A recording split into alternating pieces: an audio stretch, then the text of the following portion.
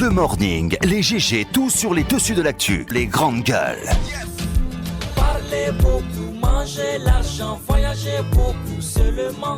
Mais travailler beaucoup, créer des choses, emploi des jeunes, non, non, non. Les dirigeants africains, les dirigeants sont comme ça. Les grandes gueules. Merci de nous rejoindre. C'est vendredi, c'est la dernière représentation de la semaine au compte de cette émission Les Grandes Gueules. Vous êtes à l'international, vous nous écoutez sur www.spacefmguinée.info. Vous êtes en province, vous nous écoutez sur nos antennes régionales, 99.7 en modulation des fréquences dans la région de Bouquet, la même fréquence dans le Fouta et dans la région forestière, 99 tout court dans le Nabaya. Merci de nous rejoindre. Vous avez 3 possibilités, voire 4 pour interagir à nos sujets, à nos débats. Si vous êtes abonné Orange, le numéro s'affiche juste en bas de l'écran. Vous qui nous regardez à la télévision, c'est GG au 837 où vous faites 657 39 13 13 précédé de l'indicatif de la Guinée. Si vous êtes à l'international, 00224. Ça se passe aussi sur www.spacefmguinée.info, notre site internet ou sur Twitter, hashtag espace GG. Et on se fera le devoir donc de prendre en compte vos réactions un peu plus tard dans cette émission. Elle a eu une nouvelle enquête annoncée par le procureur près le tribunal de première instance de Dixine au fin de faire la lumière sur les 3 cas de mort enregistrés les 7 et 8 novembre en haute banlieue ici à Conakry, à marge d'une journée ville morte à l'appel de l'opposition républicaine. Pendant ce temps, un enregistrement audio impliquant l'épouse du chef du leader de l'UFDG, chef de file de l'opposition guinéenne, fait polémique sur la toile et agite l'opinion. Comment réagit-on à cette actualité? Que peut-on attendre de l'enquête annoncée par le procureur Sidi Souleymane Ndiaye? Entre autres questions que nous nous posons ce matin, nous répondons par téléphone honorable Ousmane Gawal Diallo, député UFDG, responsable communication également du principal parti d'opposition en Guinée, monsieur Souleymane Keita du RPG Arc-en-Ciel, Adja Rabiatou Serra Diallo, la présidente du Conseil économique et social. Successivement, ils vont se relayer dans cette émission. Merci de rejoindre l'équipe. D'autres sujets viendront compléter ce menu. Mohamed Mara, bonjour. Bonjour Aboubacar, bonjour à tous. Bien. Bassikou, bonjour. Bonjour Aboubacar, bonjour à tous. Mafoudi Abangoura, bonjour. Bonjour Aboubacar, bonjour à tous. Jacques Lewaleno, bonjour. Bonjour Aboubacar, bonjour à tous. Antoine Kigbafouri, Kourma, bonjour. Antoine Kourouma, bonjour. Bien, vous commencez. L'heure est grave, Jacques Lewaleno. On a vu, après la mort de ces 2 jeunes à Wanindara et la mort de ce policier aussi qui a été tué également dans le même quartier. Et cette mobilisation générale dans les rangs du gouvernement. Et un conseil extraordinaire, un conseil de ministres, un conseil interministériel extraordinaire s'est tenu hier sous la houlette du Premier ministre, Dr Ibrahima Kassouri Fofana. Oui, il faut déjà commencer par le dire. Dès la matinée, nous avons senti que, en tout cas, la crise avait atteint un niveau beaucoup plus grave. Je sais que la situation est grave depuis bien longtemps, mais lorsqu'on a vu hier la manière avec laquelle ces jeunes de Wanindara, on ne sait pas encore leur identité, on finit avec... Mais si leur identité, leurs identités sont connues.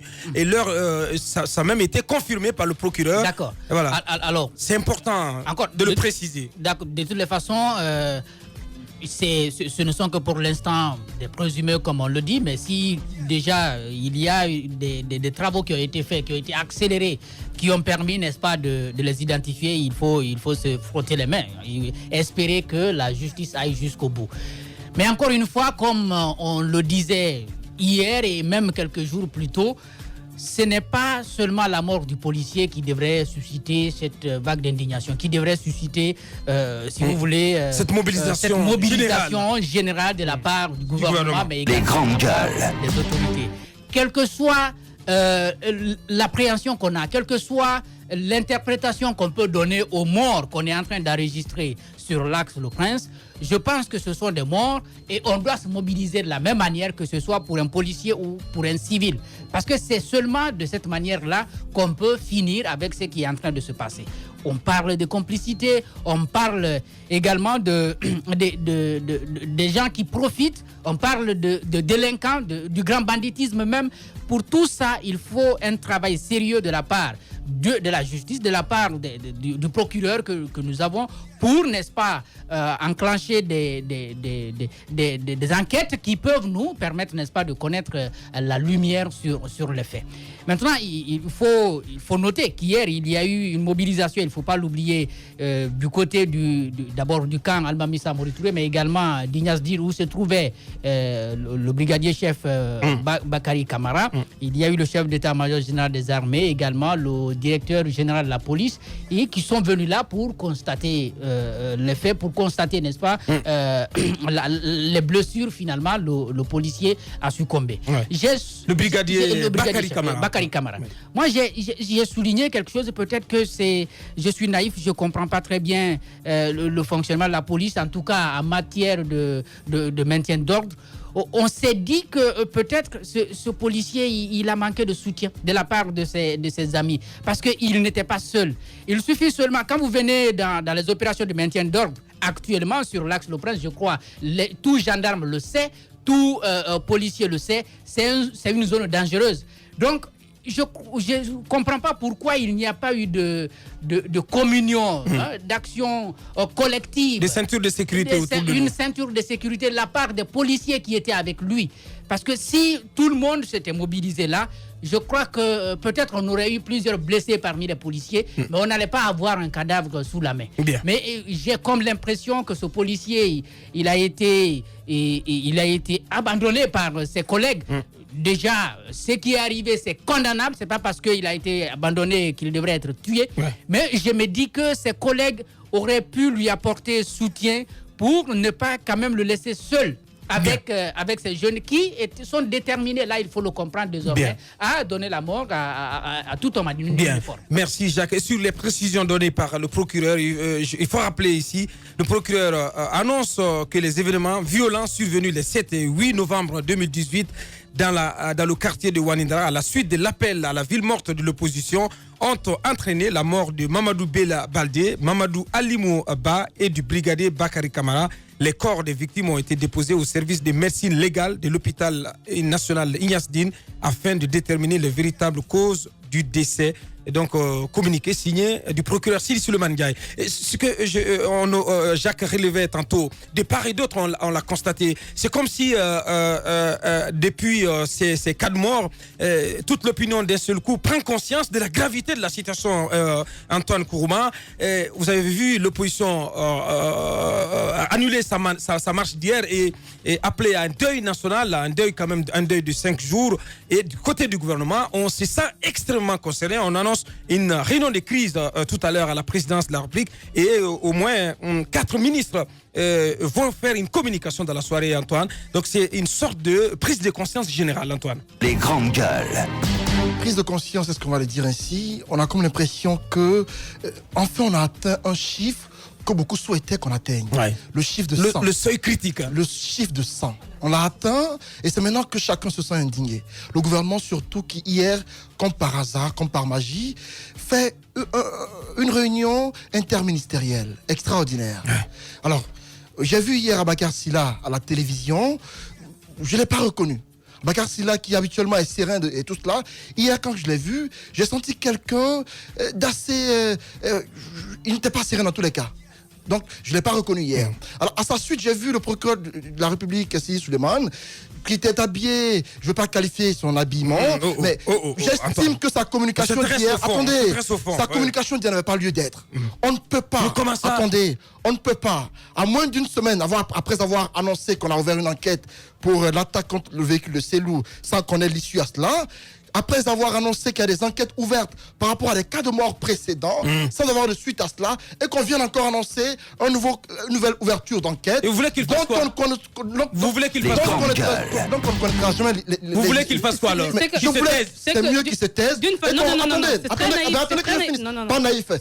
Ça aurait été mieux de remettre le communiqué à la présentatrice pour qu'elle fasse ce communiqué-là, parce qu'à mon avis, son passage d'hier n'avait aucune importance. Le fait d'annoncer qu'il y a ouverture d'enquête, c'est pas nouveau dans ce genre de situation parce que, encore une fois, il n'y aura jamais de fermeture parce qu'on ne saura jamais qui a tué qui dans cette histoire-là. Parce que le cas du policier qui est mort, j'ai entendu Jacques dire qu'il n'a pas reçu de soutien sur l'axe. ces derniers temps, on a constaté que lorsque les agents interviennent sur l'axe, les jeunes ont une nouvelle façon d'intervenir par rapport à ces policiers ou gendarmes. Ils encerclent souvent les véhicules, ce qui fait que souvent les policiers, certains ont la peur au ventre. Beaucoup parmi eux, quand ils vont sur l'axe, j'ai entendu certains dire quand ils y vont, même quand on les choisit pour aller sur l'axe, certains ne sont pas sereins parce qu'ils ne savent pas qu'ils vont revenir vivants. Donc l'autre... Par rapport au nombre des manifestants, c'est pourquoi, pour ce que Jacques disait tout à l'heure, vous avez vu des policiers fuir en nombre face aux jeunes. Effectivement. Parce que les jeunes sont effectivement beaucoup plus nombreux. Ils n'ont pas de moyens. Mais justement, ils n'ont pas de moyens. Ils ne sont pas suffisants. Aujourd'hui, la population a grandi. La violence a atteint un niveau de ce côté et au niveau de la police, ils ne sont pas suffisamment nombreux pour faire face à tous ces jeunes. C'est ce qui arrive. C'est pas une première fois que la police fuit. Hein. Ça arrive souvent, mais malheureusement, cet autre a retardé. Maintenant, est-ce qu'ils pouvaient revenir? Peut-être qu'ils se sont dit que si on revenait même à 10, on a perdu. Je disais tout à l'heure que ce que Antoine est en train de dire, c'est pas fondé, dans le sens où Mara, peut-être, si on connaît mieux en droit, il va me dire si c'est vrai ou pas. Chaque cas en justice est un cas particulier et bien évidemment, chaque cas prend du temps. Vous ne pouvez pas dire que parce qu'une semaine avant... Vous allez me dire que pour les 100 cas de mort ou les 99 cas de mort, c'est pas il ce faut que tout le je temps dis. qu'on fasse... Non, on parle de la c'est quoi l'issue de ces communication. enquêtes? On parle de la Ça n'a pas de communication. sens, hein. On ne peut pas dire que c'est lorsque l'enquête précédente aboutit qu'on va faire une communication par rapport à une nouvelle. Évidemment, on peut annoncer toutes les enquêtes qui sont ouvertes par rapport à tous les cas. Non, mais C'est ce que pas j'essaie me de rebrancher. dire. Par rapport à ces enquêtes, c'est plutôt Mafoudia Bango qui n'est pas branché du tout. par rapport à ces On ne enquêtes, peut pas comprendre qu'il y ait 99 voire 100 cas de mort, qu'il n'y ait pas d'issue à cela et qu'on vienne tout le temps faire des communications à la télévision. On le dit ça n'a pas de sens, Mafoudia Bango. Non. La communication n'a rien à voir avec le processus. Qu'on nous épargne des ouvertures d'enquête parce que ça n'aboutit pas. Voilà. Bien. Qu'on nous épargne de cela. Il est très en colère ce matin. Vous voulez qu'on fasse quoi finalement? Qu'on ne communique pas, qu'on donne des résultats, qu'on nous dise clairement qui tue qui. On ne peut pas atteindre 100 cas de mort et que tout le temps Sylvie Souleymane vient dans la télévision et nous dire qu'on a ouvert des enquêtes alors qu'on sait clairement que ça ne va pas aboutir. Qu'on nous épargne de cela, qu'on nous dise clairement qui tue qui. Qu'on nous dise, on a entendu des audios comme quoi, qu'on appelle, on va revenir là-dessus tout à l'heure. Effectivement. On nous apprend qu'il y a des complicités et tout cela, mais on va le dire. Mais ce qu'il faut dire, c'est que la justice doit jouer son rôle. Et à mon avis, comment il s'appelle le ministre de la Justice? Cheikh Sako a échoué. Cheikh Sako, à ce jour, il doit quitter son poste, Cheikh Sako. Il ne doit pas y rester. On a atteint 100 cas de mort. On nous a dit qu'il était l'homme de la situation. Mais qu'est-ce qu'il a fait, Cheikh Sako? Il est devenu muet tout à coup. Il ne parle plus. Alors, à mon avis, c'est un ministre qui a échoué et il a atteint ses limites. Il ne doit plus rester à son poste. On a atteint un niveau où des ministres doivent quitter leur poste. Et notamment Cheikh Sako doit être le premier à partir. Ce que Antoine Kourouma ne sait pas, ce qu'il ne sait pas, c'est que je partage la même position que lui, seulement je lui apportais une précision. Et ça, c'était important. Il fallait juste l'accepter. Mais je suis d'accord que cette justice a failli. On l'a dit plusieurs fois. J'ai appelé un responsable du côté du ministère de la Justice pour demander, mais écoutez, parce que le moment s'y prêtait, j'ai dit, mais comment ça se fait que jusqu'à ce stade, depuis 2008, on n'ait même pas fait une seule communication pour nous dire telle enquête ou telle enquête a avancé. On me dit que non, c'est parce que les enquêtes criminelles prennent du temps. Je dis d'accord, mais prennent du temps.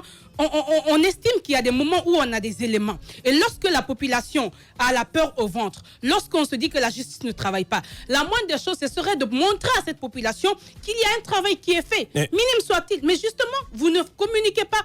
C'est quand c'est chaud, et je pense que... Non, mais ils vont communiquer sur quoi, maman? Non, mais c'est ce que je dis. Parce que rien ne se fait, en fait. Depuis 8 ans, souvenez-vous de la toute première victime. On ne peut pas dire que depuis là, jusqu'à aujourd'hui, s'il y avait eu un travail sérieux, qu'on n'aurait pas obtenu un élément. Et bien, si le travail est fait, on aurait forcément obtenu quelque chose. Et lorsque la même chose se répète, la moindre des choses, c'est de dire, écoutez, sur ce cas-ci, parce que chaque fois on revient sur la même chose, c'est la justice, l'impunité. Et bien que la justice nous dise, écoutez, on a commencé ce travail, voici à quel niveau nous sommes, voici ce que nous avons fait, voici ce que nous avons obtenu. Il y a des secrets qu'on ne demande pas à dévoiler, mais de nous rassurer qu'il y a un travail qui est fait. Ça, c'est de l'ordre normal des choses.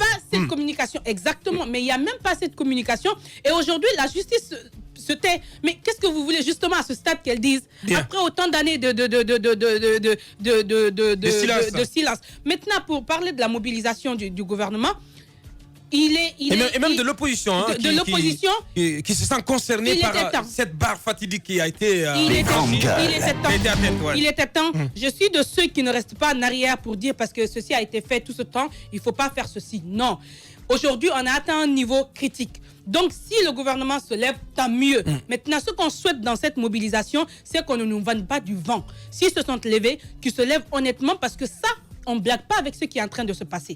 C'est des Guinéens qui sont tués. Cette mobilisation, ça a commencé bien qu'on poursuive de façon très honnête. On veut la paix en Guinée. C'est tout ce que les Guinéens demandent. La paix et surtout le travail honnête de nos intellectuels. Parce qu'on va beau vendre la paix, mais lorsqu'il y a assez d'injustice, assez d'impunité, croyez-moi, on en a pour tous les jours la peur dans le ventre. Merci. Les grandes gueules. Avant, il y a la Junior qui réagit au propos de Jacques Léoua quand il parlait du policier. C'est aussi la preuve que la police n'est pas armée lors du maintien d'ordre. Sinon, quel homme armé va se laisser lapider ainsi?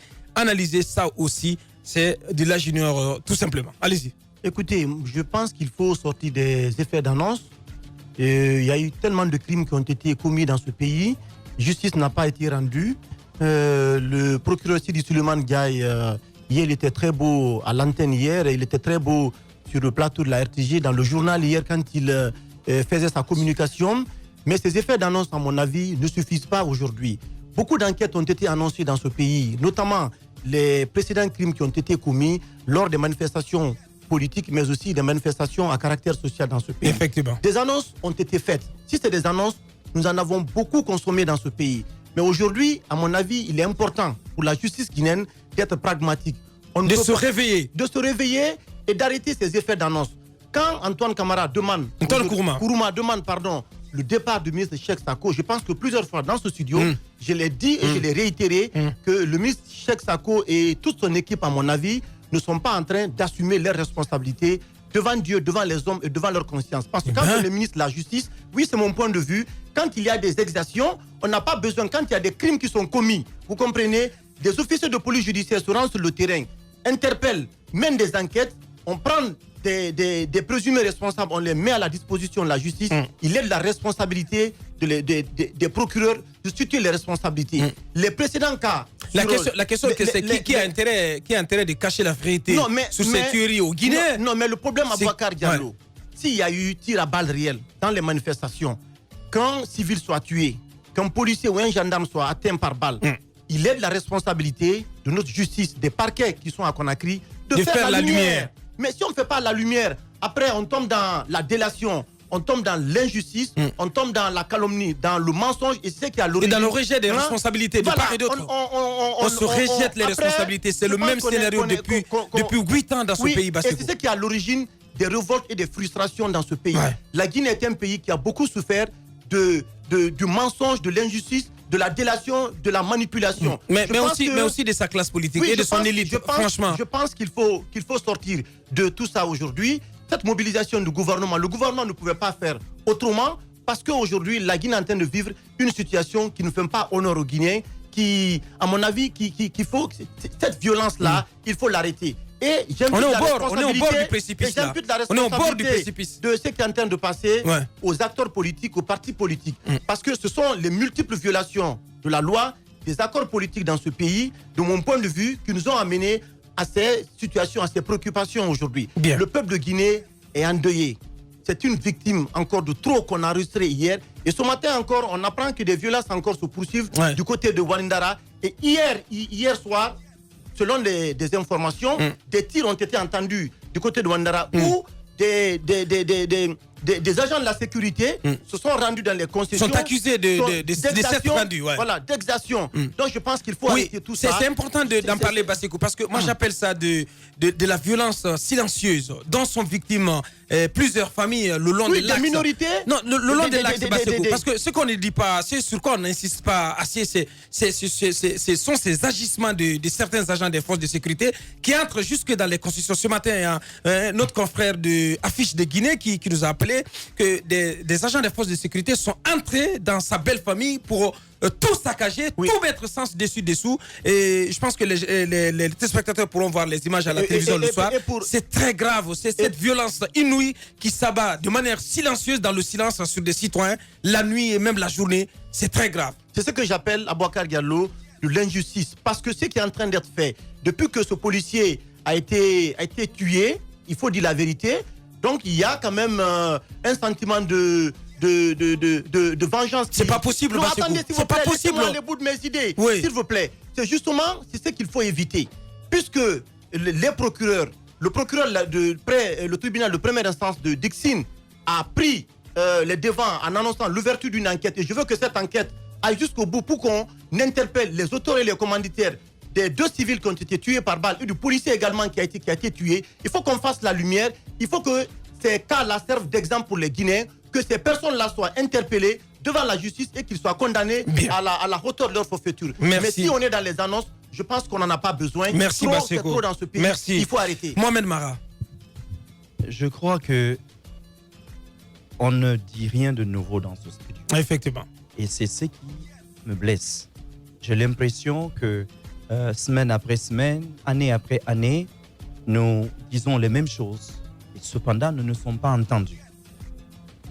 Mon intime conviction est que si le gouvernement que nous avons actuellement pouvait se passer des 12 millions de Guinéens et cependant continuer à s'empiffrer des ressources de ce pays, c'est sûr que le gouvernement nous aurait tous jetés à la mer pour continuer néanmoins à exploiter les ressources du pays. Parce que il y ait autant de violence dans le pays, il y ait autant de problèmes dans le pays, et pourtant le gouvernement à aucun moment ne s'arrête, ne réfléchit et ne fait preuve de compassion, d'amour et d'attention envers sa propre population, ça veut dire que ce gouvernement ne voit en nous que des vaches à traire, tout simplement.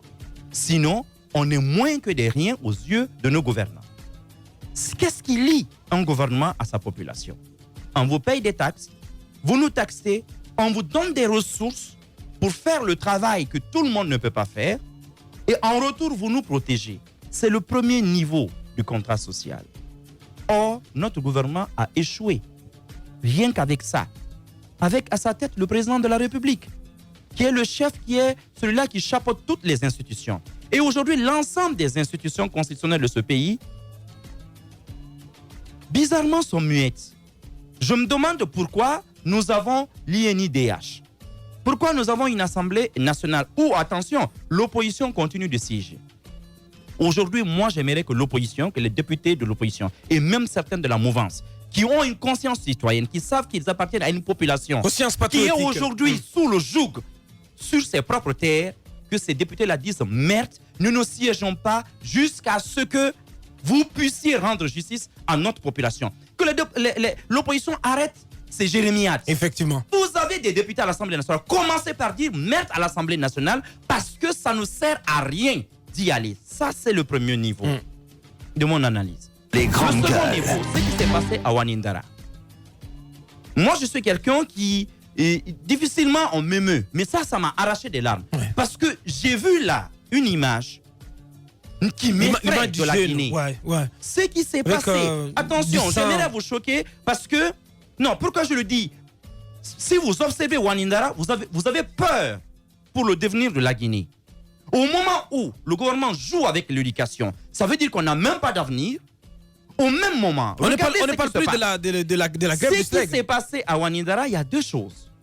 C'était le summum de l'impunité des gardes, d'après les témoignages, ce qu'on a eu dans la presse, qui étaient de passage, qui tuent gratuitement deux citoyens qui n'étaient même pas dans des manifestations, qui allaient voir un match de football. Oui, c'est ce qu'on prend pour le moment parce que c'est la version... Oui, mais ça a été démenti. Ça a été démenti. Il y a une démenti formel de l'armée.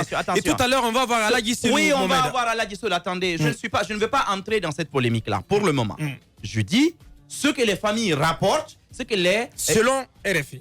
Attendez. Encore une fois. Attendez, plusieurs médias. Non, quel média? Je ne parle pas de RFI, je parle des familles. Oui, je parle de quel média? Hier, moi, j'étais à l'antenne ici. Où des citoyens ont appelé. Je parle de cela. Ce dont je parle. Parce que ce n'était pas dans le maintien de l'ordre. Quelle que soit l'identité des personnes qui ont fait ça, c'est le symbole d'une violence institutionnalisée dans notre pays. De l'autre côté, vous avez des jeunes qui, à force de subir, non seulement il y a très longtemps, on sait que les jeunes Guinéens n'ont plus confiance en l'État, mais désormais sont en train de se révolter contre tout ce qui représente l'État. Ce qui représente l'État le plus, c'est d'abord le drapeau, à mon avis, et en plus l'uniforme. On s'en prend à quelqu'un. Regardez très bien. D'habitude, il est arrivé que des policiers meurent. Mais lorsqu'ils reçoivent des projectiles et ainsi de suite. mais qu'on en arrête un, qu'on le soumette à une torture, jusqu'à ce que plus tard, mort s'en suive, c'est une première dans notre pays.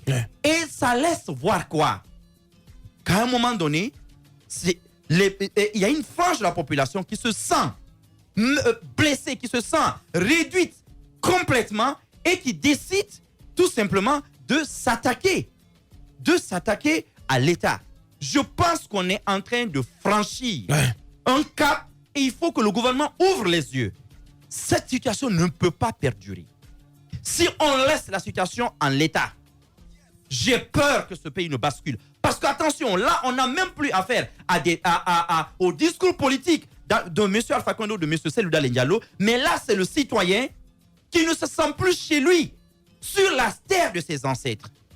Les ancêtres, M. Alpha Condé, par exemple, n'est pas plus guinéen que moi. Nos ancêtres ont tous défriché ce pays. M. Cellou Dalein Diallo n'est pas plus guinéen que moi. Nos ancêtres sont tous enterrés dans ce pays. Il est important qu'on comprenne qu'à un moment donné, on ne peut pas continuer sur cette lancée-là. Et c'est là où, personnellement, quand on dit que Cheikh Sako doit démissionner pourquoi? Il est en train de jouer le rôle pour le... Attendez, non, je vous comprends. Mais il est en train de jouer un rôle. C'est celui que lui a donné le monsieur qu'il a appelé au gouvernement. Tant qu'il pense qu'il est en train de jouer ce rôle-là, il se sent à l'aise. Que ce soit lui, que ce soit Khalifa Gassama Diaby, que ce soit un Tibou Camara ou je ne sais qui, tous, personne ne pourra plus jamais dire aux Guinéens ici. Parce qu'on en a l'habitude. Les anciens ministres de Lansana Conté, plus tard, après la mort de Conté, ont voulu faire croire aux Guinéens qu'ils étaient blancs comme neige et qu'ils étaient obligés de participer. Messieurs et mesdames du gouvernement guinéen, vous êtes tous responsables de ce qui est en train d'arriver dans ce pays. Des jeunes gens ne peuvent pas tomber ainsi, gratuitement. Les jeunes vies qui sont en train de tomber, vous allez me dire que je suis trop croyant, mais ce qui arrive à la Guinée, Dieu ne peut être qu'en colère contre une telle nation. Mais ce qui est en train d'arriver entre nous-mêmes, Dieu n'a pas besoin aujourd'hui de descendre pour châtier ce pays. Le Guinéen est en train de s'animaliser. Bien, on est en train, non, on va se calmer, Mohamed. La violence, on se calme. non, Ouais, je suis calme. On se calme, ouais. Mais on est en train de perdre le sens de l'humain. Bien. Comment pouvez-vous, quelle que soit l'identité de ceux qui tirent, on nous a dit ici que c'était des garçons comme les grenades. Il est en prison. On continue de tirer. Si des manifestants sont armés, je vais vous poser une question. Au lieu de riposter, à ce que je sache, jamais un policier ou un gendarme n'est mort ici par balle. Au lieu de riposter contre les gendarmes, est-ce que c'est contre eux-mêmes qu'ils vont tirer? Attention. Bien, mais en fin de compte, ce que je vais vous dire, ce que je vais vous dire, c'est que s'il y a des gens qui sont armés, même parmi les manifestants, c'est le rôle de l'État. C'est sa responsabilité de dénicher des criminels ou qu'ils se cachent. Mohamed Mara, Monsieur Alpha Condé, vous êtes en train de décevoir l'espoir et la confiance que les Guinéens ont mise en vous. Parce que ça avec vous que les Guinéens ont un contrat. La mission se poursuit. Vous êtes au pays d'Alpha Condé où l'heure est très grave. Politiciens véreux, fonctionnaires corrompus, promoteurs immobiliers voyous, justice passive. La Guinée devient-elle mafieuse? Les grandes gueules d'Adafo Média ne lavent pas plus blanc, mais vous permettent de défendre votre pays en vous informant. Avec les grandes gueules d'Adafo Média, dénoncez les turpitudes, nous garantissons le secret des sources. Envoyez vos documents à espacefmguinée.info, rubrique Contact. Les grandes gueules d'Adafo Média ou le socle de la liberté d'expression en Guinée.